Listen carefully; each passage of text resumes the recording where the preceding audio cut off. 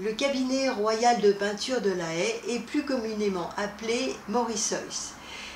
Il abrite des petites œuvres de l'art flamand du XVe et du XVIe siècle, mais surtout des œuvres majeures de la peinture hollandaise du XVIIe siècle. Donc cette peinture hollandaise a comme particularité et comme phénomène nouveau, c'est que la majorité des tableaux va être exécutée pour être mise en vente.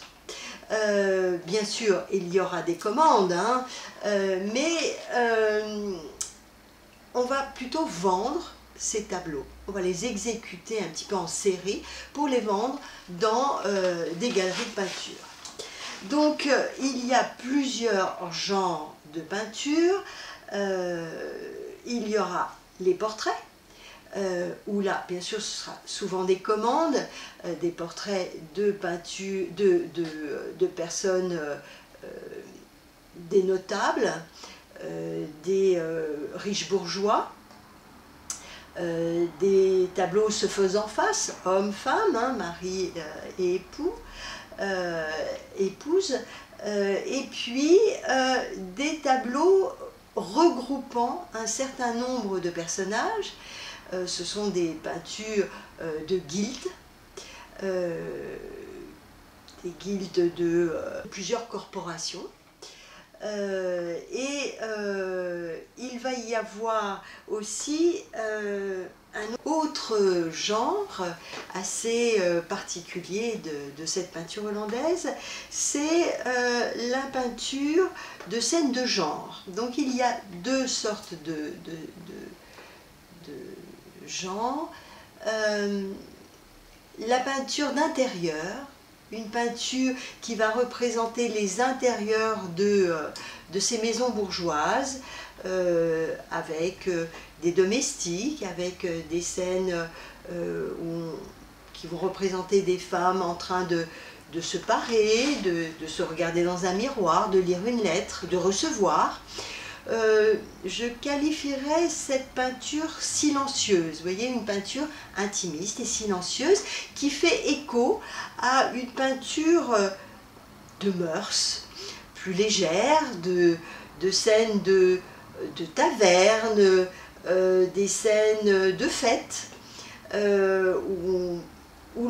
des scènes de joie, vous voyez, de fête, où on entend les rires, on entend la musique.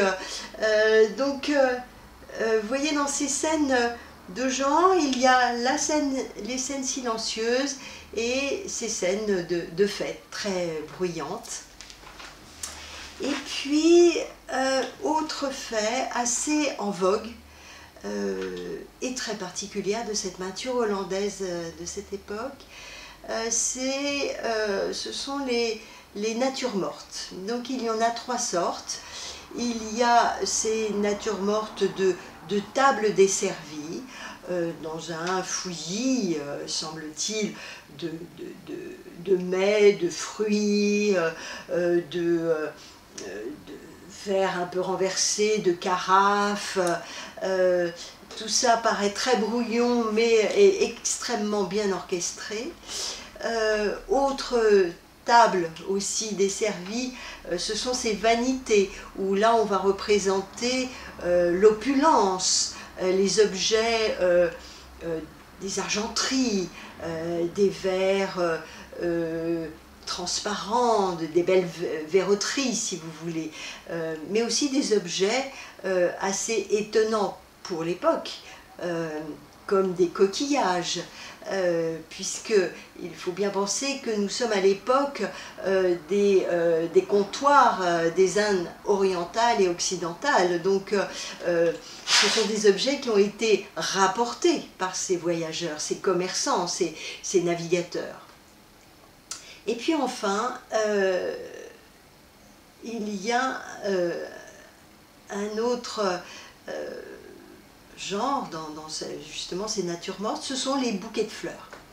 Les Hollandais adorent ces tableaux de bouquets de fleurs qui ornent leur intérieur. qui sont extrêmement décoratifs, et nous trouvons des fleurs dans ces bouquets, des fleurs exotiques qui viennent de Chine, qui viennent d'Orient, hein, comme les roses, comme les tulipes, qui à cette époque-là s'échangeaient à des prix hors de prix, qui étaient vraiment échangés vraiment de façon exorbitante. Et puis d'autres, vous allez voir dans ce musée, d'autres genres. Il y a aussi les scènes marines. Ça c'est assez étonnant parce que c'est bien souvent des grands portraits, des grands formats plutôt, parce qu'à cette époque les Pays-Bas étaient extrêmement convoités par l'Espagne et la France, parce que c'était la porte ouverte vers l'Angleterre. Donc on a des très beaux tableaux de peinture de bataille navale, très humoristiques d'ailleurs, très détaillés. Et puis enfin, il y a des très beaux portraits de paysages.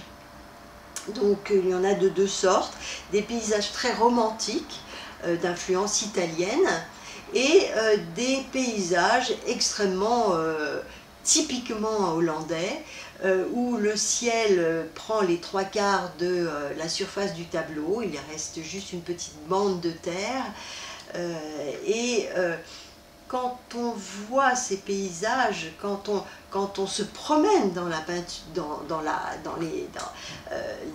la campagne hollandaise, eh bien je vous assure qu'on a l'impression de traverser un tableau hollandais.